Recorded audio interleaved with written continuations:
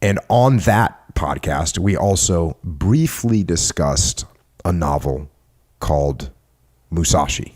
And it's just this incredible book that you had read and I had read. And the ending of the book is just full on epic. And it's also a 1,000-page book. And it takes the ending of the book is literally the last page and a half. So that's it. You have to read 1,000 pages to get to this ending. And we decided on that podcast that we would do that book for podcast 100. So here we are. And we're going to talk about the book Musashi by Eiji Yoshikawa. Yep, Eiji Yoshikawa. Mm-hmm. And I'm just going to accept the fact that I will be getting my Japanese pronunciation corrected all day long. I won't correct it unless you want me to correct it. Well, maybe after I get done with something, you could tell me, it's just going to suck. That's all there is to it. Now, the book, so if you don't know anything about it, Miyamoto Musashi, great Japanese swordsman, and he wrote the book of Five Rings. And I actually covered that book on podcast number 80. So if you haven't listened to 50 and if you haven't listened to 80, go listen to those two. And it'll give you some background, which I don't want to spend a bunch of time on there because we spend a bunch of time on it on that podcast. But here's the basic understanding of who Musashi was. Born into a samurai family around 1584. Fought his first duel at the age of 13 against a grown man who he killed by throwing him to the ground and beating him with a bokken. Bokken?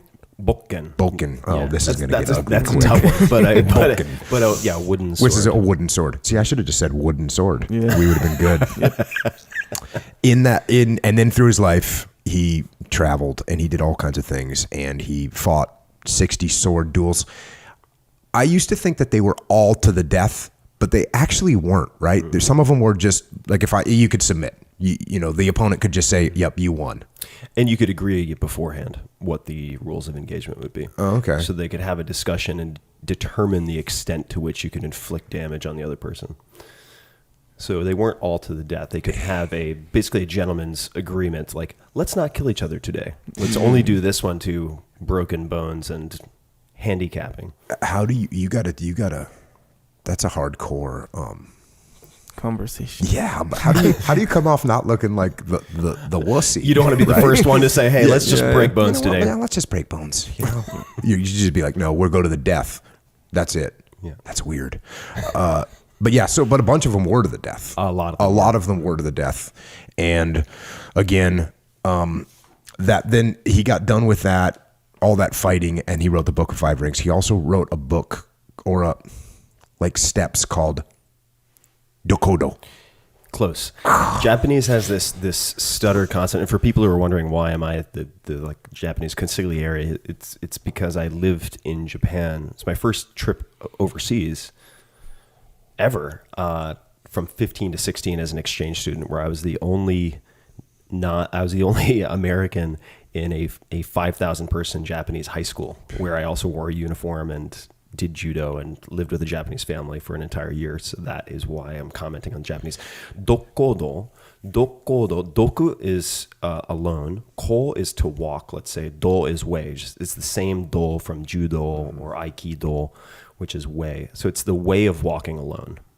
Yeah. And I should have said that. That's the reason why I thought it would be awesome to have you on here, because you do have this knowledge, not only of the language, but of the culture. And you did this, you've done a bunch of weird stuff. Cool. Yeah, Yabusame, Japanese horseback archery. Right. Which, by the way, also pretty dangerous, turns out. Yeah. And so that's why I wanted to have you on here, because you've got a massive amount of knowledge that I don't have. So again, and that dokodo. Close enough. We're going with it. Let's roll with it. Is covered in podcast 80 as well.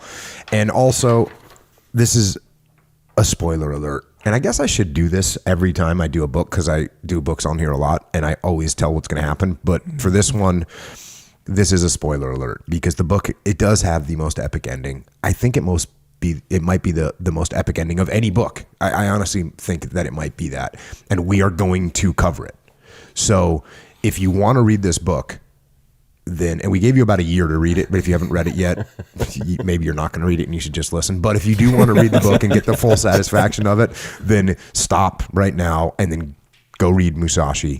Take another year to read it. Which is 1,000 pages long, and then come back and listen to us. So can I say one thing, Jocko? Yeah, absolutely. All right. This book, and we can get back into some of the history, but I bought this book. I have a paperback version decades ago in Tokyo at a bookstore called Kinokuniya in Shinjuku. It's a huge bookstore. It's, I want to say, at least 4 floors, maybe 6 or 7. And I carried it around, giving myself scoliosis for years and years because I was so intimidated by this thing. It's a few inches thick. The paper is, it's like onion skin. And I was like, oh God, I just can't. Every time I pick it up, oh God, I can't get into this.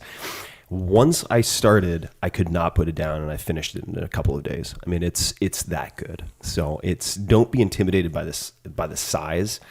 It's not as much of a slog as you would expect. No. Once you get into it, you just get sucked in. And the writing is beautiful. It's very clean writing, and the story is.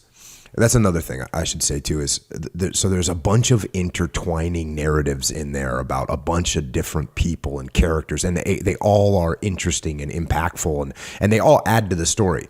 Obviously, for a couple-hour podcast, we can't get into all those, and really we'll be hitting like the main plot line, I guess. But there's all these other things that are going on that we just don't have time to touch on that are really great to read about. And there's so many. If this guy would have been a screenwriter, oh my God, yeah, the dialogue alone makes the book worth it. Yeah, it's just a great book, and that's that.